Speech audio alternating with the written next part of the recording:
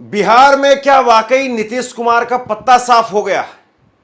BJP का वो कौन सा खेल है जिस खेल के अंदर नीतीश कुमार अब पूरी तरह से उलझे हुए नजर आ रहे हैं? और सबसे बड़ा सवाल यह है कि बिहार में किसके साथ में कौन सी डील है? नीतीश कुमार की कल एक वीडियो वायरल हुई और ये बात मैं जब कर रहा हूं तो तकरीबन 24 घंटे बीत चुके हैं। नीतीश कुमार की कल एक वीडियो वायरल हुई, वो एक कार्यक्रम में गए हुए थे और वहां पर ये तस्वीरें जरा देखिए आप। राष्ट्रगान जब बज रहा था तो उस वक्त में नीतीश कुमार कभी अपने साथी अधिकारी को हाथ मारने का काम कर रहे थे। वो कह रहे थे कि नहीं, सामने राष्ट्रगान बज रहा है, आप सावधान मुद्रा में खड़े हो जाइए। लेकिन नीतीश कुमार ऐसे ही करते रहे, हंसते रहे, मुस्कुराते रहे, कभी हाथ जोड़ने लगे, कभी किसी को हाथ मारने लगे। सवाल यह है कि क्या नीतीश कुमार फिट हैं? क्या नीतीश कुमार अनफिट हैं? क्या नीतीश कुमार जानबूझ करके ये कर रहे हैं? यह सवाल मैं क्यों पूछ रहा हूं कि क्या नीतीश कुमार ये जानबूझ करके कर रहे हैं? क्या नीतीश कुमार ऐसा करके किसी के लिए रास्ता बनाने का काम कर रहे हैं? अपने आप को खुद नीतीश कुमार इतना नीचे गिरा देना चाहते ताकि वो रास्ते से हट जाएं और किसी और के लिए लाल कालीन बिछ जाए और वो उस रास्ते पर दनदनाता हुआ चल करके आगे बढ़ जाए। इसीलिए मैं कह रहा हूं, इस खबर को समझिए। बिहार में किसके साथ में क्या डील है? बड़ा खेल है ये। सबसे पहले तो नीतीश पर ही बात कर लेते हैं, फिर उसके बाद में किसकी क्या डील है इस पर बात करेंगे। देखिए, नीतीश कुमार की वीडियो आई, 24 घंटे बीत गए, मीडिया में कोई इस पर कुछ बात नहीं कर रहा है। मतलब अनऑफिशियल तरीके से नीतीश कुमार को टारगेट किया जा रहा है, नीतीश कुमार को निशाने पर लिया जा रहा है, लेकिन कोई डिबेट नहीं हुई। किसी ने नीतीश कुमार को देशद्रोही नहीं कहा, किसी ने नीतीश कुमार को पाकिस्तान जाने की सलाह नहीं दी, किसी ने नीतीश कुमार से उनकी देशभक्ति का सर्टिफिकेट नहीं मांगा। अब जरा नीतीश कुमार की जगह पर 1 मिनट के लिए अखिलेश यादव को रख दीजिए, नीतीश कुमार की जगह पर राहुल गांधी, ममता बनर्जी, किसी भी विपक्षी पार्टी के नेता को रख दीजिए। सोचिए किस तरीके से मीडिया नोच नोच करके खाने लगता कि कैसे राहुल गांधी ने फोन निकाल लिया। इस बात पर भी टीवी डिबेट हुई है। राहुल गांधी एक कार्यक्रम में थे, उन्होंने अपना जेब से, पॉकेट से एक बार फोन निकाल करके ऐसे देख लिया। इस बात पर बाकायदा टीवी में डिबेट हुई है कि राहुल गांधी ने अपना फोन निकाल करके क्यों देखा। 1 सेकंड भर के लिए उन्होंने फोन निकाल करके देख लिया और उसी पर घुमा घुमा करके ग्राफिक के जरिए शो किए गए। अब सोचिए कि अगर नीतीश कुमार की जगह पर कोई मुसलमान नेता होता तो फिर गिरिराज सिंह जैसे लोग क्या करते? कूद पड़ते, टूट पड़ते, पूरे बिहार में, पूरे देश में उसके पुतले जलाए जा रहे होते और वो आदमी अपने घर से बाहर नहीं निकल सकता था। और पता नहीं कितने जगह पर, कितने थानों में, कितने राज्यों में उसके खिलाफ मुकदमे हो गए होते और उसके लिए सजा की मांग की जा रही होती। ये बात भी सही है कि अगर आप राष्ट्रगान का अपमान करते हैं तो आपके लिए सजा भी है, लेकिन कहां जो भाजपा के साथ में है उसको राष्ट्रवाद वाले जैसे टॉपिक पर कोई दिक्कत नहीं होती है। ये राष्ट्रवाद वाले टॉपिक पर उलझाने का काम ये विपक्षी नेताओं को केवल रखा गया है। जब ये नीतीश कुमार की वीडियो निकल करके सामने आई तो मैं ये अपनी खबर दिखाऊं, आपको बताऊं कि नीतीश कुमार क्या वाकई वो पत्ता साफ हो गया है? बीजेपी का पर्दे के पीछे कुछ और खेल चल रहा है? किसी के साथ में सेटिंग है? 2 ट्वीट आपके सामने रख रहा हूं, उससे आपको बहुत सारी कहानी समझ में आ जाएगी। सबसे पहले कि ट्वीट देखिए आप। एक ये ट्वीट किया है, वैसे तो इन्होंने शो नहीं किया लेकिन शो भी करना चाहिए था। एक ट्वीट किया है इन्होंने, सुशांत सिन्हा, और वो कह रहे हैं कि नीतीश कुमार का ये पहला वीडियो नहीं है जिसे देख करके कोई भी कह दे कि उनकी हालत सामान्य नहीं लगती है, बावजूद इसके कि वो मुख्यमंत्री की कुर्सी पर बने हुए हैं। ऊपर से अगला चुनाव भी उन्हीं के चेहरे पर लड़ने की बात हो रही। गजब है, ये नीतीश कुमार पर निशाना साधा जा रहा है। इसके बाद में एक और ट्वीट आप देखिए। हर्षवर्धन त्रिपाठी कहते हैं कि कुर्सी है, तुम्हारा जनाजा तो नहीं है, कुछ कर नहीं सकते तो उतर क्यों नहीं जाते। मैं आपको ऐसी कई सारी वीडियो भाजपा नेताओं की दिखा सकता हूं। मैं आपको कई सारी वीडियो ऐसी नरेंद्र मोदी की दिखा सकता हूं। राष्ट्रगान के समय पर वो उठने लगे, चलने लगे, या उन्होंने ध्यान नहीं दिया। कई ऐसी वीडियो हैं सोशल मीडिया पर। लेकिन इनके अंदर हिम्मत नहीं है कि कोई नरेंद्र मोदी की वीडियो ऐसे लिख करके ट्वीट कर दे। किसी के अंदर, इनके अंदर हिम्मत नहीं है। तो फिर नीतीश कुमार की क्यों हो रही है? क्या नीतीश कुमार को बदनाम करके और भाजपा उनको खुद ही ऐसा कर देना चाह रही कि भाई नहीं नहीं, ये तो सच में ही अब उस लायक नहीं है कि कुर्सी पर रहें। नीतीश कुमार को चलता करके और भाजपा के लिए लाल कालीन बिछा करके रास्ता तैयार किया जा रहा है। मेरा सवाल ये था, क्या इसीलिए नीतीश कुमार बार बार कुछ ऐसी हरकतें कर रहे हैं? अभी वो ये जरा तस्वीर देखिए आप, विधानसभा के अंदर बार बार राबड़ी देवी के साथ में ऐसे उलझने लगते हैं, तुम्हारे पति ने क्या किया, तुमने क्या किया, पहले क्या होता था। ये मुख्यमंत्री की भाषा है। सुनिए जरा। सुन लीजिए, बैठिए और अपना चीज जान लीजिए। जब इनके पति की सरकार आई तो बाद में इन्हीं को बता दिया। बेटे अरे बैठो ना, काहे ना बोल रहे। आज तक कभी किसी को कुछ किया था?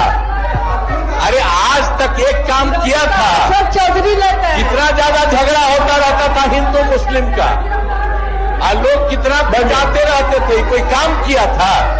ये सब काम हम लोगों ने किया है। इसलिए सब बोलने का कोई मतलब नहीं है। ये मुख्यमंत्री बोल रहे हैं। अब जब ये राष्ट्रगान का मुद्दा आया तो इस पर तेजस्वी यादव ने, उनकी पार्टी ने आज मोर्चा खोल दिया। तेजस्वी यादव ने पर्चे लहराए और उन्होंने कहा कि ये राष्ट्रगान का अपमान नहीं सहेगा हिंदुस्तान।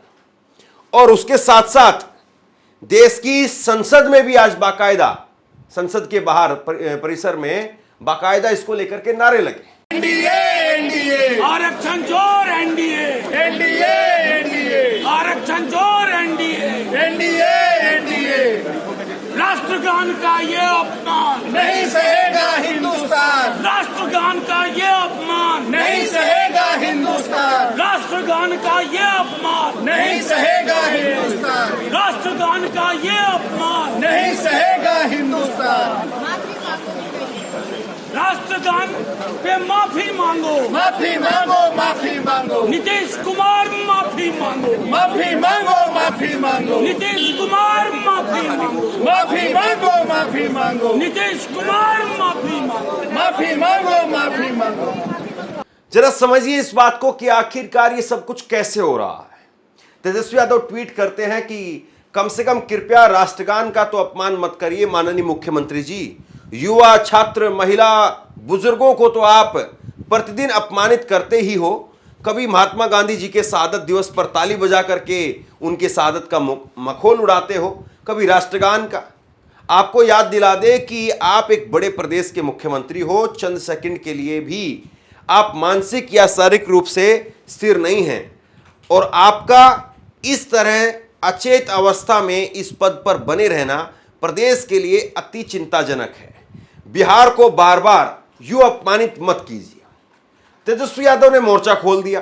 तेजस्वी यादव ने कहा कि नरेंद्र मोदी के लाडले मुख्यमंत्री हैं नीतीश कुमार, और लाडले मुख्यमंत्री नीतीश कुमार जब संविधान का अपमान कर रहे हैं तो भाजपा आरएसएस का राष्ट्रवाद कहां है? क्या भाजपा आरएसएस के राष्ट्रवाद को लकवा मार गया है? उन्होंने कहा कि आप अब नीतीश कुमार रिटायरमेंट ले लीजिए, अब आपसे होने वाला नहीं है। और भाजपा आरएसएस जो भारत माता की जय बोलने की नौटंकी करती है, आज उनका राष्ट्रवाद कहां है? उनके स्वास्थ्य को लेकर के हम लोग चिंता करते हैं। अब हम लोग चाहते हैं कि जो राष्ट्रगान का अपमान इन्होंने किया है, देश के 140 करोड़ जनता से वो माफी मांगे आज सदन में। 140 करोड़ जो जनता है उनसे जो है माननीय मुख्यमंत्री जी माफी मांगे। हम स्पीकर से भी मिलकर के आए, हम लोगों ने कार्य स्थगन प्रस्ताव भी दिया है। ये अपमान की बात है, राष्ट्रगान की अपमान की बात है। सारे कार्य को दूर करके आज जो है इस पे बहस होनी चाहिए कि आखिर कल जो है काला दिन के रूप में हम लोग देखने का काम करते हैं। और माननीय मुख्यमंत्री जी नरेंद्र मोदी जी प्रधानमंत्री के लाडले मुख्यमंत्री हैं। प्रधानमंत्री जी के लाडले मुख्यमंत्री ने राष्ट्रगान का अपमान किया, क्या नरेंद्र मोदी जी का शर्म से चेहरा झुका कि नहीं झुका?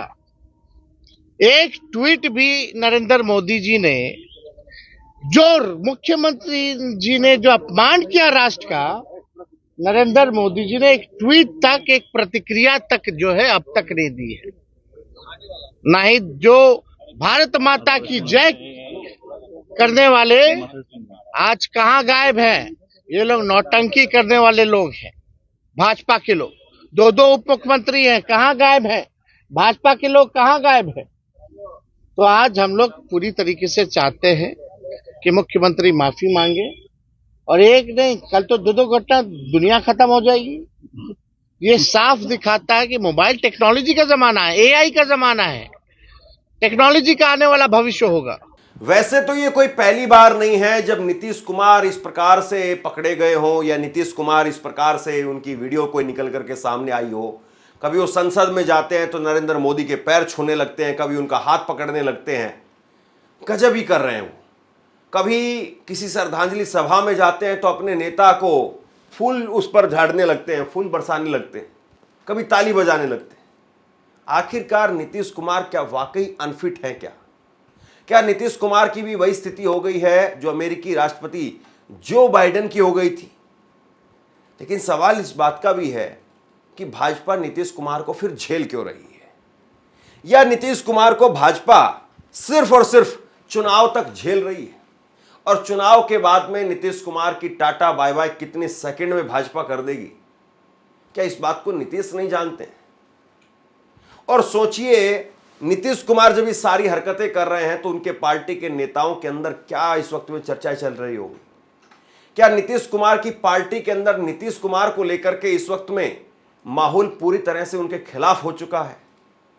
बहुत सारी बातें हैं, और सवाल यह भी है कि कल को नीतीश कुमार या भाजपा चुनने में अगर कोई एक ऑप्शन चुनना होगा तो उनके नेता यानी जेडीयू के नेता किसको चुनेंगे, यह भी अपने आप में साफ हो रहा है। क्योंकि नीतीश कुमार की पकड़ न केवल ढीली होती जा रही है, बल्कि नीतीश कुमार एक वक्त में ऐसे अपने आप में सुपर संपादक का खिताब लेकर के एक एक खबर पर निगरानी करने वाले नेता के तौर पर थे, और आज खुद अपने ऊपर निगरानी नहीं कर पा रहे हैं। इसके पीछे खेल क्या है, इसके पीछे माजरा क्या है? क्या वो खुद अनफिट हैं, या वो खुद अपने आप को इस तरीके से इस गर्त में लगातार धकेल रहे हैं ताकि भाजपा के लिए रास्ता बनाया जा सके? पर्दे के पीछे किसकी किसके साथ में डील है? बिहार का चुनाव आसान नहीं है। बिहार में नीतीश कुमार को पता है हार गए तो खत्म, पार्टी भी खत्म शायद, और उसके बाद में आप जानते हैं कुर्सी तो किसी हालत में नहीं मिलेगी। और भाजपा को भी पता है कि अगर तेजस्वी किसी भी तरीके से इस बार मुख्यमंत्री बन गए तो फिर उसके बाद में भाजपा की एंट्री हो ही नहीं पाएगी। उधर तेजस्वी को पता है कि अगर बीजेपी की एंट्री किसी भी प्रकार से अगर हो गई तो फिर तेजस्वी 10 साल 5 साल के लिए अपने आप को समझ ले भूल जाएं कि वो कभी मुख्यमंत्री बन सकते हैं इस दौर में। तो ये चुनाव उधर कांग्रेस पार्टी देख रही है कि इस चुनाव में अगर कुछ ढंग से नहीं किया तो फिर उसके बाद में इंडिया गठबंधन में उस पर सवाल खड़े हो जाएंगे, और इसीलिए कांग्रेस ने अपने आनंद फानन में राजेश कुमार को अध्यक्ष बना करके भेज दिया है, उनको अध्यक्ष बना दिया है।